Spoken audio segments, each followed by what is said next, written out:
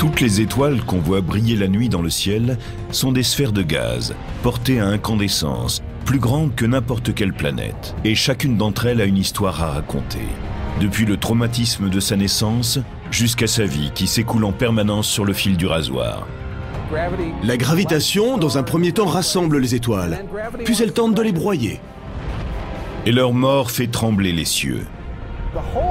Tout se passe en un éclair aveuglant. C'est la plus grande explosion que puisse connaître l'univers. Voici l'univers dans ce qui est son activité la plus importante et sous son aspect le plus instable. Voici l'histoire de la vie et de la mort d'une étoile.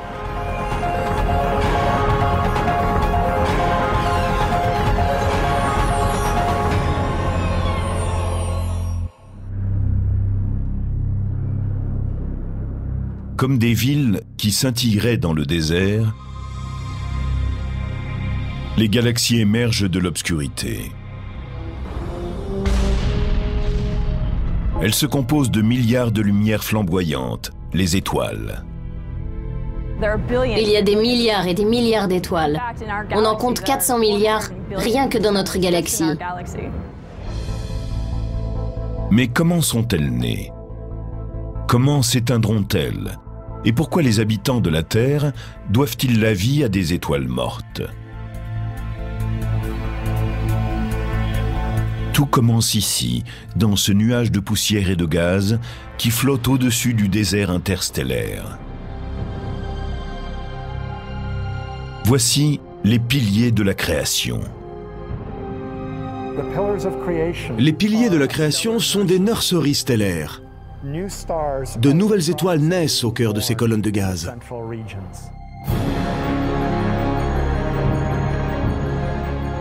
Situés à 7000 années-lumière de la Terre, ils font partie de la nébuleuse de l'Aigle, qui n'est qu'une des milliards de régions de l'univers où se forment les étoiles. Ce sont des colonnes de gaz d'hydrogène et de poussière.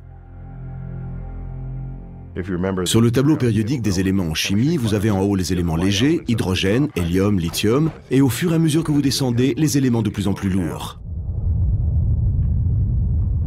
L'hydrogène est l'élément le plus léger, le plus simple et le plus répandu dans l'univers. Il est essentiel dans la composition des étoiles.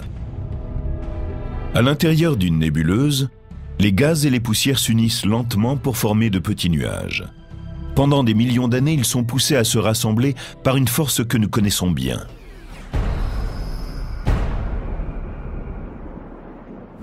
C'est cette même force qui nous rattache à la Terre et qui nous garde à sa surface. C'est la force de gravitation. Elle pousse les objets les uns vers les autres, permettant ainsi la formation des planètes, des étoiles et des galaxies. La gravitation est sous bien des aspects la force la plus importante de l'univers. Et une de ses activités principales est la formation des étoiles. Celles-ci sont comme une unité de masse, produite par la gravitation en rassemblant des éléments dispersés. En se contractant, chaque nuage peut produire jusqu'à des milliers d'étoiles dans n'importe quelle région du ciel. Pour former une étoile comme notre Soleil, dont le diamètre est d'1,5 million de kilomètres, il faut un amas de gaz et de poussière encore 100 fois plus grand. Au début de leur existence, ces nuages ont une température très basse, de 70 degrés en dessous de zéro. Mais quand la gravitation les fragmente et les compresse, leur température commence à s'élever. Au bout de quelques milliers d'années, le nuage finit par prendre la forme d'un disque aplati. La gravitation fait fondre le centre du disque, qui se transforme en une sphère, dont la température atteint 2 millions de degrés. Ce système lumineux est aujourd'hui connu sous le nom de proto-étoile, ou protostar. 10 millions d'années plus tard, le noyau d'hydrogène de la toute jeune étoile dépasse les 18 millions de degrés. Et c'est alors qu'il se produit une chose incroyable. Le noyau devient tellement brûlant qu'il peut alimenter une fusion thermonucléaire. Ces mots veulent simplement dire qu'il fait très chaud en un point donné et que de petits atomes y deviennent grands. Les atomes d'hydrogène se déplacent assez vite pour entrer en fusion et former un atome d'hélium. C'est cette réaction nucléaire qui produit l'énergie qui permet à l'étoile de se lancer dans la vie. Elle lui procure une source constante de lumière et de chaleur. Elle va générer sa propre lumière et sa propre chaleur. C'est là l'essence même d'une étoile. Quand il y a fusion, il y a naissance d'une étoile. Une fois née, l'étoile va mener un combat permanent. Elle va devoir en particulier lutter sans cesse contre la gravitation. La gravitation, dans un premier temps, rassemble les étoiles, puis elle tente de les broyer. Elle ne cède jamais. Elle pousse constamment les objets les uns vers les autres. Si l'étoile veut avoir une longue vie, il lui faut trouver le moyen de combattre cette force. Vous sentez les effets de la loi de la gravitation quand vous essayez de sauter ou de gravir un rocher. Vous êtes sans cesse ramené vers le bas. Pour lutter contre elle, vous devez mettre en action une force qui travaillera dans la direction opposée à la gravitation. Si vous disposez d'une corde, vous pouvez vous servir de vos muscles pour tirer sur la corde et ainsi résister à la force de la gravitation et même la surmonter. Mais ça ne veut pas dire pour autant qu'elle cesse. Elle est toujours à l'œuvre et vous devez continuer à lui opposer une autre force pour ne pas tomber. Si vous abandonnez la partie, ou si vous vous laissez aller, ou encore si la corde se rompt, la gravitation gagne et vous tombez. C'est la même chose pour les étoiles. Elles essayent aussi de tenir, car la gravitation tend à écraser l'étoile en son milieu. Pour les étoiles, c'est la fission nucléaire qui représente notre corde, sous la forme d'une pression. Sous la chaleur, toutes les particules à l'intérieur de l'étoile se déplacent très rapidement et cognent à l'extérieur, ce qui produit une pression qui fait tenir l'étoile contre la gravitation. La pression qui pousse vers l'extérieur de l'étoile se mélange à celle de la gravitation qui pousse vers l'intérieur. Ainsi, l'astre peut-il rester là et brûler tranquillement jusqu'à ce qu'un événement se produise. Une étoile passera la plus grande partie de sa vie dans cet équilibre. C'est la phase que les spécialistes appellent la séquence principale. Notre Soleil est dans la séquence principale, ce qui est heureux pour nous. Cela nous procure chaque jour à peu près la même quantité d'énergie. Et c'est ce qui rend possible la vie sur Terre. Les étoiles en séquence principale ne sont pas toutes semblables. Certaines sont plus petites et plus froides que le Soleil, d'autres plus grandes et plus chaudes. La chaleur d'un objet se reflète dans la couleur de la lumière qu'il émet. Si l'on prend le Soleil, la plupart de la lumière qui en sort est de couleur jaune. Si sa température était plus élevée, les longueurs d'onde prédominantes de lumière sortiraient en bleu ou même en ultraviolet. Les étoiles plus froides émettent plutôt de la lumière rouge. Les petites étoiles froides et rouges comme Proxima du Centaure, qui est la plus proche du Soleil, sont appelées des naines rouges. Elles peuvent ne mesurer qu'un dixième de la taille du Soleil et la température à leur surface peut être beaucoup plus froide. On compte des milliers de degrés en moins. Les naines rouges sont le type d'étoile le plus répandu dans l'univers. Il y a beaucoup plus de naines rouges très sombres que d'étoiles comme le Soleil qui flottent dans l'espace. La nuit, quand vous regardez le ciel, vous ne voyez pas ces naines rouges parce qu'elles sont à peine visibles. Vous voyez de grandes étoiles très lumineuses qui pourtant sont très rares et très éloignées. À l'opposé, il y a les grandes étoiles bleues en séquence principale. La température à leur surface est en moyenne de 45 000 degrés Fahrenheit. Leur masse peut être 20 fois celle du Soleil et elles peuvent être 10 000 fois plus lumineuses. La taille d'une étoile revêt une importance capitale pour sa vie et sa mort. La masse est à la base de toute la vie d'une étoile. Les étoiles massives vivent moins longtemps que celles qui sont plus petites. Cela peut paraître étrange. Les grandes étoiles disposant de plus de combustible à brûler, on pourrait penser qu'elles vivent plus longtemps. C'est une sorte d'intuition. On se dit que les étoiles plus grandes doivent brûler leur combustible plus vite que les étoiles dont la masse est plus petite. Imaginez deux joueurs assis à une table de blackjack. On s'attend à ce que celui qui a le plus d'argent, le plus de combustible, puisse jouer plus longtemps.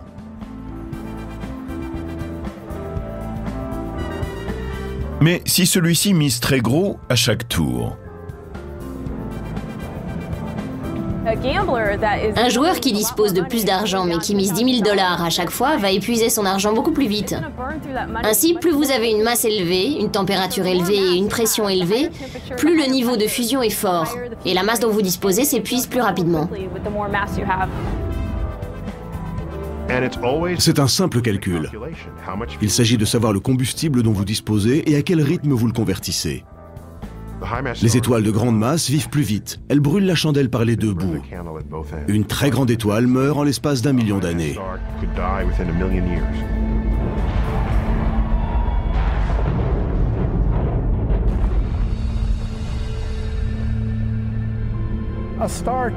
Une étoile 10 fois plus massive que le Soleil peut vivre 1000 fois moins longtemps. Notre Soleil vivra 10 milliards d'années. Une étoile 10 fois plus massive pourrait ne vivre que 10 millions d'années. Tandis que des étoiles massives ont une durée de vie qui se mesure en millions d'années, on mesure celle des étoiles de masse plus petite en dizaines de milliards, voire plus. Toute étoile de faible masse née dans l'univers est encore dans la période de son enfance. Et l'univers en produit depuis plus de 10 milliards d'années. Les étoiles de ce type ne sont pas près de disparaître. Mais pour toutes les étoiles, y compris pour le Soleil, la vie en séquence principale ne peut durer éternellement. Elle ne continue qu'autant que l'étoile possède du combustible. Si celui-ci s'épuise, la fusion s'arrête et la gravitation gagne la partie. La gravitation ne lâche jamais le morceau alors que le combustible s'épuise au bout d'un moment. C'est ainsi que l'étoile et le grimpeur connaissent le même problème. S'ils abandonnent le combat contre la gravitation, ils meurent. Dans l'espace, c'est un cataclysme.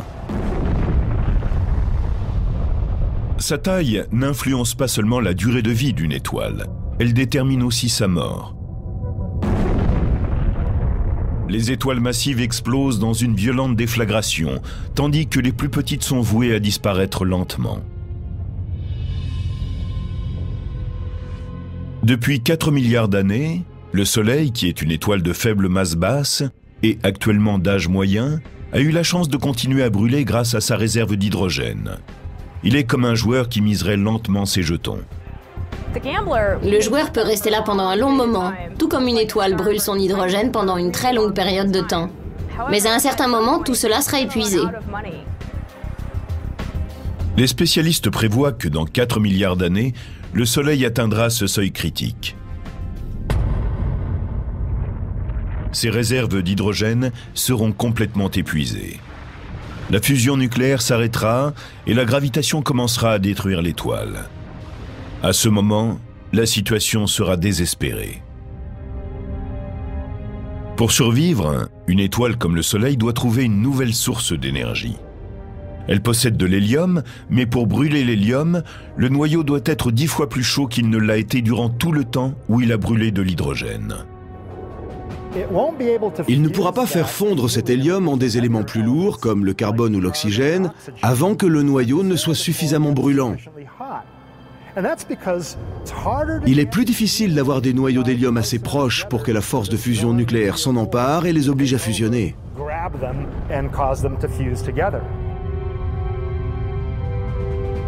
Pendant que l'étoile continue à se contracter à l'intérieur, la nature lui jette une bouée de sauvetage. Le noyau est surchauffé par la pression gravitationnelle qui essaie de l'écraser. Quand le phénomène atteint 180 millions de degrés, l'hélium commence à fondre dans un pari désespéré pour survivre. Donc, le joueur désespéré pourrait arrêter, reprendre ses gains, rentrer chez lui et avoir davantage d'argent. Mais s'il continue à le brûler, il ne fait que différer l'inévitable.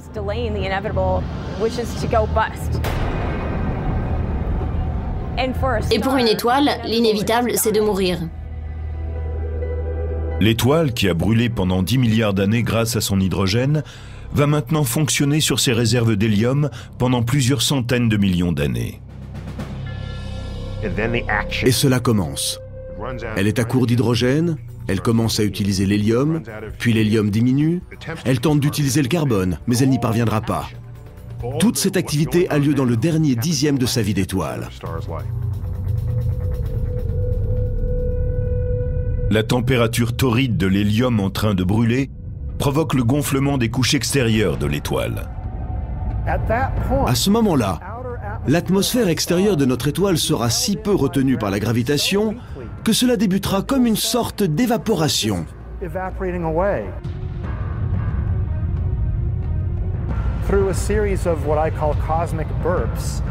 À travers des séries de sursauts cosmiques, elle va éjecter son enveloppe extérieure de gaz, qui ne sont que faiblement retenues par la gravitation. Les cartouches de gaz envoyées vers l'extérieur et illuminées par l'étoile centrale provoquent ce qu'on appelle un phénomène nébuleux. Ce sont de magnifiques obus de gaz qui brillent en entourant le noyau de notre étoile en train de mourir. Le noyau étant incapable de produire une autre fusion nucléaire, est-il possible de survivre à l'emprise destructrice de la gravitation? Quand une étoile de la taille, elle éjecte ses couches extérieures. Sans réaction nucléaire pour générer une pression extérieure, la gravitation l'emporte. L'étoile commence à tomber sur elle-même comme un grimpeur trop fatigué pour se retenir à sa corde. Il y a encore une possibilité pour le grimpeur trop fatigué pour tenir sa corde. Il peut trouver un rebord où s'asseoir. La gravitation pourra l'attirer tant qu'elle voudra, le rebord le soutiendra. Il n'aura aucune énergie à développer pour gagner son combat. Le Soleil est un exemple d'étoile qui peut trouver une porte de sortie dans son combat contre la gravitation. L'étoile en train de se contracter trouve un refuge surprenant, les électrons. Ce sont de petites particules atomiques chargées négativement. Les électrons n'aiment pas être comprimés. Ils restent très proches les uns des autres, mais ils ne s'aiment pas. Si vous comprimez assez fort des électrons, cette pression même est capable de soustraire l'étoile à la gravitation. Quand le noyau de notre étoile, semblable au Soleil et qui est en train de mourir, est écrasé sur un objet de la taille de la Terre, ce qu'on appelle la pression dégénérative de l'électron prend le dessus. La gravitation ne peut pas continuer à détruire l'étoile. Elle se refroidit doucement et prend la forme d'un étrange débris stellaire bizarre, connu sous le nom de naine blanche. Ainsi en est-il de Sirius B, qu'on peut vaguement apercevoir à côté de sa compagne, Sirius, l'étoile la plus brillante de notre ciel. Une naine blanche est un type d'étoile très étrange. Elle est extrêmement dense. La naine blanche a une masse équivalente à 300 000 fois celle de la Terre, comprimée dans un volume de la taille de la Terre. Une cuillère à thé pleine de cette matière pèserait plusieurs tonnes. C'est quelque chose d'assez étonnant. Une naine blanche est l'étape finale dans la vie d'une étoile de type solaire. Mais elle n'est pas encore tout à fait morte. Elle continuera à briller pendant des milliards d'années en irradiant toute l'énergie accumulée au cours de sa vie. J'aime appeler les naines blanches des étoiles à la retraite. La lumière qu'elles diffusent est de l'énergie qu'elles ont accumulée pendant leur vie, pendant qu'elles fusionnaient les éléments légers en éléments lourds. C'est ce que le Soleil est en train de faire à l'heure actuelle. La naine blanche dépense ce qu'elle a épargné au cours de sa vie. C'est une étoile retraitée. C'est le destin du Soleil. Mais certaines naines blanches peuvent avoir un dernier baroud d'honneur grâce à un compagnon qui leur tend une main secourable. Car bien que le Soleil soit un solitaire cosmique, plus de la moitié des étoiles se déplacent dans la vie avec un compagnon. La plupart des étoiles font partie de systèmes binaires, ou parfois même multiples. Les couples qui sont proches ont parfois des destins différents de ceux des étoiles solitaires. Si une naine blanche est liée par la gravitation à une autre étoile, elle peut voler la nourriture de son compagnon. La petite naine blanche, qui a une forte densité, exerce une poussée gravitationnelle telle qu'elle va pouvoir siphonner le gaz hydrogène de l'autre.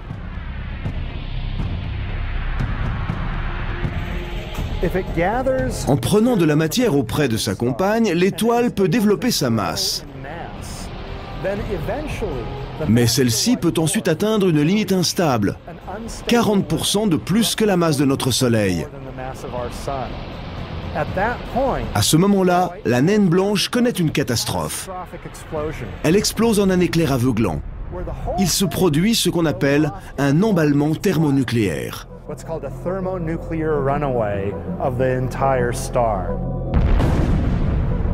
Cette explosion gigantesque est connue sous le nom de supernova de type 1.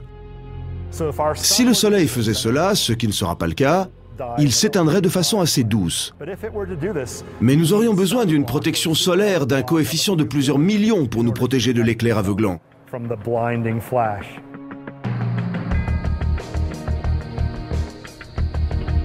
À Berkeley, qui dépend de l'Université de Californie, l'astronome Alex Filippenko est l'un des meilleurs chasseurs de supernovas. Son équipe en a localisé plus de 600 au cours de la dernière décennie. C'est considérable, dans la mesure où il en apparaît peut-être 12 par siècle dans chaque galaxie.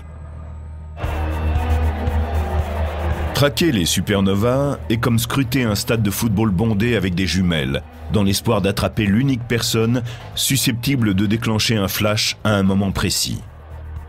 Si vous devez regarder un à un chaque spectateur, il va vous falloir beaucoup de temps pour trouver celui qui va prendre une photo au flash. Filippenko accroît ses chances en étendant sa recherche au-delà des étoiles, ou même des seules galaxies. Pour cela, il fait appel à un assistant à la technologie très avancée. Voilà un engin de recherche robotique qui explore les étoiles et les supernovas en train d'exploser. Il était programmé pour photographier plus de 1000 galaxies en une nuit. En une semaine, il prend des images de 7 à 8000 galaxies. Et il répète ce processus en comparant les nouvelles images aux précédentes. En général, il n'y a rien de neuf sur les nouvelles photos, mais parfois surgit une étoile. Une supernova disparaît. Et l'on remarque un point de lumière éclatant qui n'était pas là dans les anciennes images.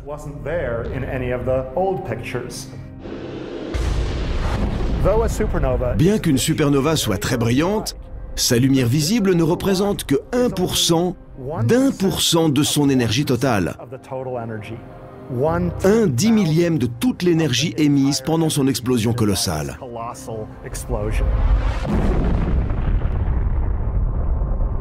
Les supernovas de type 1A proviennent de naines blanches en train d'exploser. D'autres, connues sous le nom de supernova 2, indiquent la mort dramatique d'étoiles encore plus massives, 8 ou 10 fois plus massives que le Soleil. Contrairement à leurs cousines plus petites, quand les étoiles massives ont épuisé leur hydrogène, elles peuvent commencer à brûler d'autres éléments. Les cendres de chaque série de réactions nucléaires deviennent le combustible pour la prochaine, si bien que lorsqu'elle est proche de la fin, une étoile massive ressemble à un oignon, avec une couche extérieure de combustible originel, d'hydrogène, entourée de couches successives d'éléments de plus en plus lourds. Elle traverse la vie en transformant l'hydrogène en hélium, puis l'hélium en carbone et en oxygène, puis l'oxygène en néon et en magnésium, et ensuite en silicone et sulfure. Et ensuite vient le fer. L'étoile massive développe un noyau de fer. Mais la fusion du fer en éléments plus lourds n'apporte rien de bon à l'étoile. Elle ne garde pas la chaleur à l'intérieur, car la fusion du fer en éléments plus lourds requiert de l'énergie. Elle absorbe de l'énergie, elle n'en libère pas. Ainsi, ce noyau de fer se développe sans fusion, et il devient parfois instable. Quand sa taille atteint environ 1,5 fois celle du Soleil, il s'effondre. Et cet effondrement est violent. En 1 seconde et demie, un noyau de la taille du Soleil est détruit en un objet de 15 km de diamètre. Pendant un moment, le noyau rebondit, se fracasse sur les couches extérieures de l'étoile et donne le coup d'envoi à une des explosions les plus massives de l'univers depuis le Big Bang. L'effondrement du noyau de fer disperse le reste de l'étoile au cours d'une explosion colossale. C'est vraiment un événement stupéfiant, incroyable. Les spécialistes sont convaincus que les supernovas représentent bien plus qu'un light show spectaculaire. En fait, elles sont la source d'éléments lourds qui transforment tout autour de nous. Tout le fer que vous voyez dans cette fonderie vient d'étoiles qui ont fini en explosions gigantesques. Tout ce fer vient d'étoiles en train d'exploser.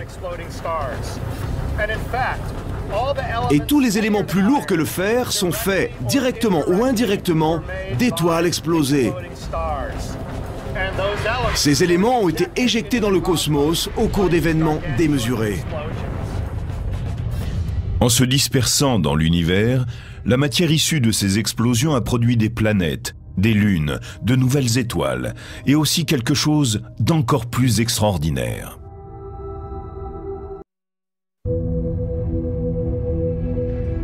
Si vous pouviez remonter sur la trace de vos ancêtres jusqu'aux origines, vous trouveriez sur votre arbre généalogique une étoile en train d'exploser.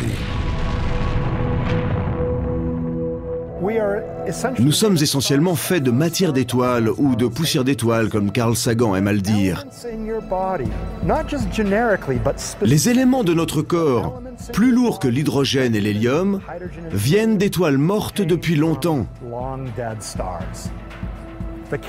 Le calcium de nos os, l'oxygène que nous respirons, le fer de nos os, de notre sang, le carbone dans la plupart de nos cellules, tout cela vient des étoiles.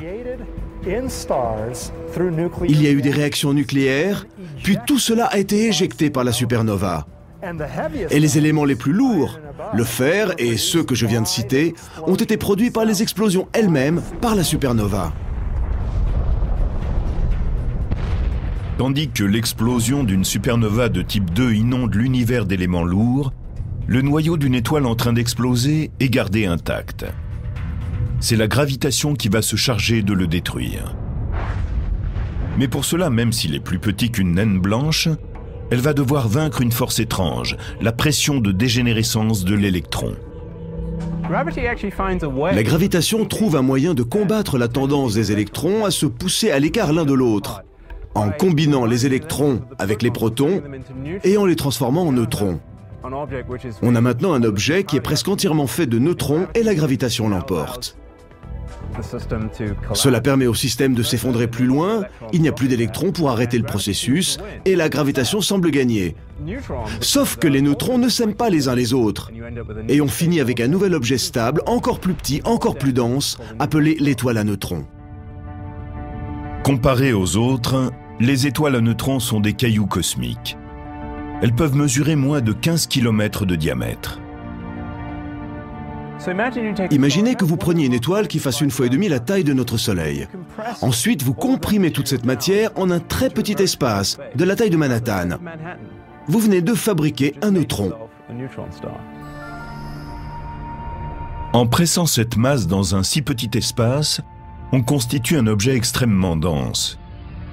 Une cuillerée à thé de matière d'étoile à neutrons pèserait 1 milliard de tonnes.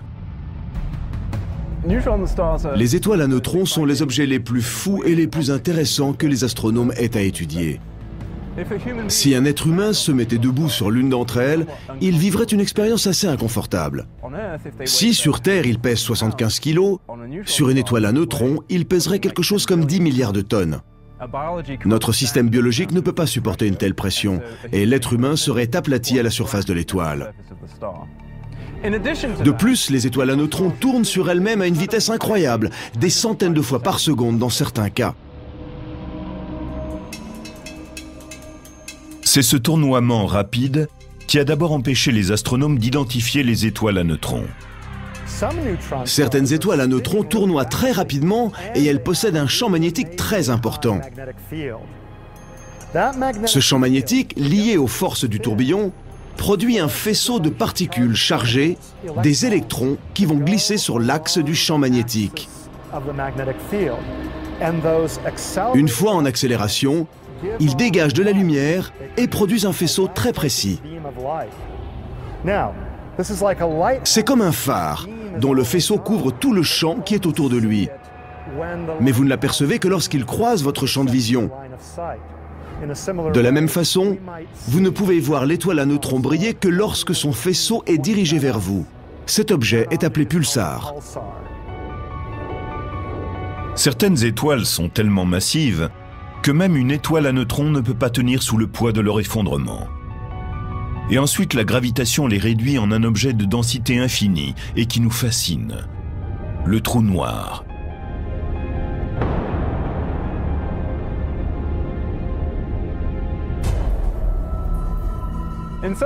Dans un sens, un trou noir représente la mort ultime d'une étoile. Un trou noir est à la base une victoire de la gravitation sur la masse. C'est la destruction totale d'une étoile, d'une très grande étoile. Cette destruction crée dans l'espace une région où la matière est comprimée à une telle densité qu'on ne peut échapper à son champ gravitationnel. Rien ne peut échapper au trou noir, même ce que nous connaissons de plus rapide, c'est-à-dire la lumière. Vous dirigez un faisceau lumineux vers le haut et il ne s'échappera pas. Il va former une courbe et retourner à son point de départ. Vous ne pourrez pas le voir de l'extérieur, d'où le nom de trou noir. On pense souvent que les trous noirs absorbent tout dans l'univers, comme un aspirateur cosmique qui avalerait tout ce qui est dans son voisinage. Ce n'est pas cela. Les objets qui sont très proches du trou noir vont en effet être aspirés par lui. Mais si vous êtes à une certaine distance sur votre propre trajectoire, vous ne le serez pas. Les spécialistes ont longtemps pensé qu'ils étaient devant une autre sorte de supernova, liée à d'autres étoiles, et peut-être à de plus puissantes explosions. Des étoiles qui s'effondreraient si brutalement qu'elles ne laisseraient derrière elles aucun débris. Mais personne n'en a encore vu jusqu'à présent.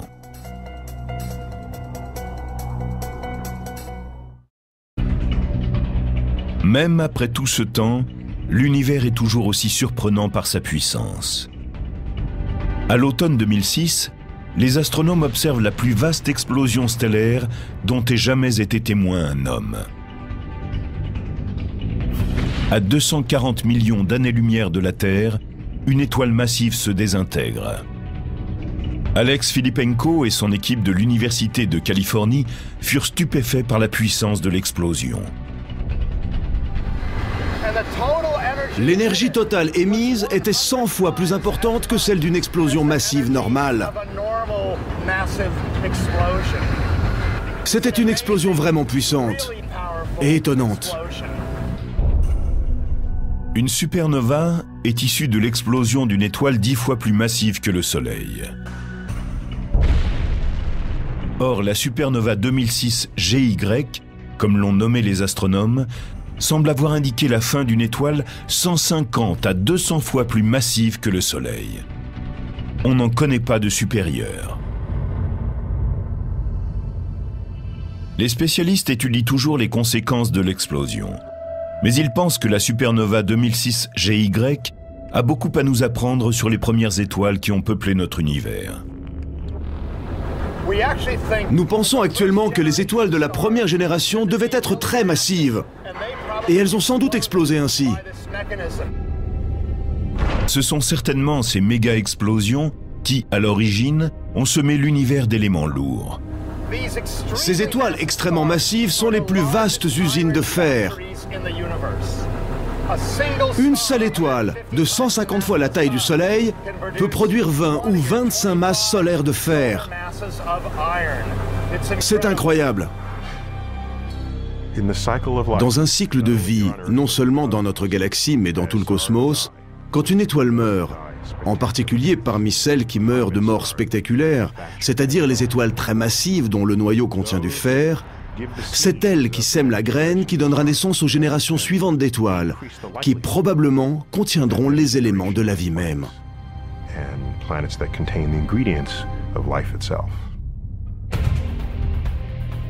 Les supernovas ne sont pas les seuls événements libérateurs d'énergie dans la vie et la mort d'une étoile.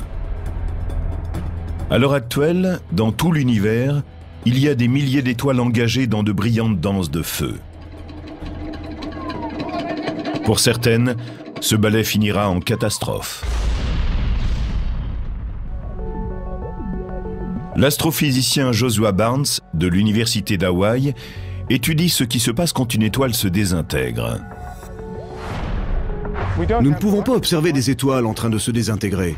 Deux étoiles, quand elles se rapprochent assez pour se désintégrer, seraient juste un point lumineux, même avec les plus grands télescopes dont nous disposons. Nous avons donc besoin de faire nos recherches avec un ordinateur. En faisant des simulations sur ordinateur, les astrophysiciens ne peuvent saisir que deux types d'étoiles pour découvrir ce qui arrive lorsqu'elles sont impliquées dans une collision stellaire. On imagine des situations et ensuite on voit ce qui se passe. C'est comme lorsqu'on étudie des collisions automobiles. On les prend, on les écrase l'une contre l'autre dans un parking et on voit ce qui en sort. Parmi les phénomènes les plus violents modélisés par les astrophysiciens, il y a le clash de deux étoiles à neutrons. En général, elles sont liées deux par deux et tournent en orbite l'une autour de l'autre. À ce moment-là, elles perturbent l'espace-temps autour d'elles et créent des vagues d'énergie. Cette énergie ralentit les étoiles qui, de ce fait, deviennent de plus en plus proches. Quand elles arrivent vraiment très près, elles tournent en orbite de 100 à 1000 fois par seconde et tout cela finit dramatiquement. Au moment où deux étoiles à neutrons entrent en collision, elles se déplacent presque à la vitesse de la lumière. Bien que le choc final ne dure qu'une fraction de seconde, il génère plus d'énergie que le Soleil n'en produira au cours de sa vie entière.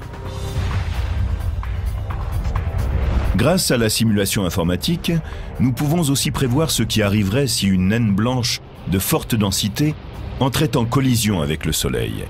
Ce serait un choc effrayant. Au moment du rapprochement, les champs gravitationnels de la naine blanche commenceraient à déformer le Soleil, si bien qu'il ne resterait plus à l'état de sphère. Il se transformerait en une sorte d'œuf au fur et à mesure que l'objet se rapprocherait de lui. La naine blanche avancerait vers le Soleil à une vitesse supersonique, et sa force de gravitation enverrait une énorme onde de choc sur l'étoile. Cela produirait une énergie thermonucléaire telle que le Soleil exploserait. Le plus étonnant, c'est qu'il ne faudrait qu'une heure à la naine blanche pour plonger sur le Soleil et l'anéantir. Si ce scénario venait à se produire, la vie sur Terre serait condamnée. Heureusement, la probabilité que cet événement se produise est minime. Le Soleil est dans une partie peu peuplée de la Voie lactée. Les étoiles solitaires sont bousculées et s'entrecroisent tout en effectuant leur circuit autour du centre galactique. C'est une circulation complexe, mais l'espace entre les étoiles est tellement grand qu'il n'y a guère de chance qu'il se produise une collision. Si vous décidiez d'attendre sur une plage cet événement, vous auriez à patienter bien longtemps.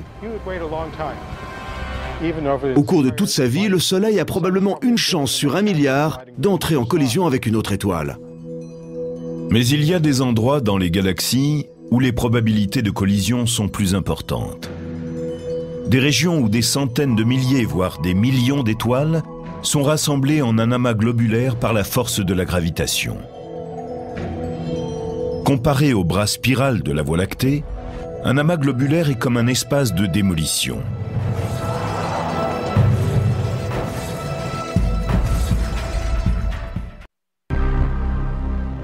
Les chances que deux étoiles entrent en collision dans les bras en spirale de notre galaxie sont d'1 sur 1 milliard. Mais à l'intérieur d'un amas globulaire, le rassemblement d'étoiles est 1 million de fois plus dense que dans toute la Voie lactée.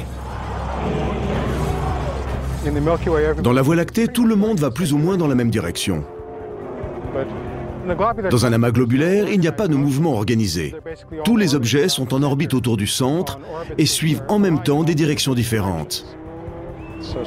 Certains empruntent un chemin et d'autres une voie opposée. Dans cet environnement chaotique, les étoiles entrent en collision en moyenne 1 fois sur 10 000 ans. Dans un amas, toutes les étoiles sont plus ou moins nées au même moment. Quand les astronomes regardent un amas ancien, ils ne s'attendent pas à voir de jeunes étoiles. Et pourtant, les amas globulaires dissimulent souvent de mystérieuses étrangères. De grandes étoiles bleues, bien plus jeunes que les petites sombres qui les entourent. Elles sont connues sous le nom de traînardes bleues. Le mystère des traînardes bleues est qu'elles sont plus jeunes qu'elles ne devraient l'être. Dans ce type d'amas, toutes les étoiles qui ont cette masse et cette luminosité sont normalement mortes. Alors d'où viennent ces objets? Comment sont-ils entrés dans ces amas stellaires?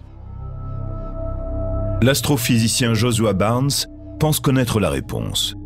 Pour lui, les traînards bleus sont le résultat de collisions entre de plus vieilles étoiles en séquence principale. Une collision de deux étoiles en séquence principale, deux étoiles comme le Soleil, est en fait relativement douce. La force de gravitation de chaque étoile les enferme dans une spirale. Elles ont perdu l'énergie liée au mouvement. Elles reviendront et repasseront plusieurs fois par la suite. Elles se sont réchauffées, elles ont gonflé, et elles se sont en quelque sorte enroulées l'une autour de l'autre. Elles passent plusieurs fois de plus en plus près, jusqu'à finalement se rassembler et se fondre l'une dans l'autre. À la fin, plutôt que de déclencher une catastrophe, les deux étoiles se fondent pour former une étoile encore plus massive. C'est comme prendre deux petites étoiles anciennes, les piler ensemble pour faire une nouvelle étoile, 2 fois plus massive, ce qui signifie aussi plus brillante et plus bleue que les autres étoiles de l'amas. Alors elles semblent traîner derrière les autres.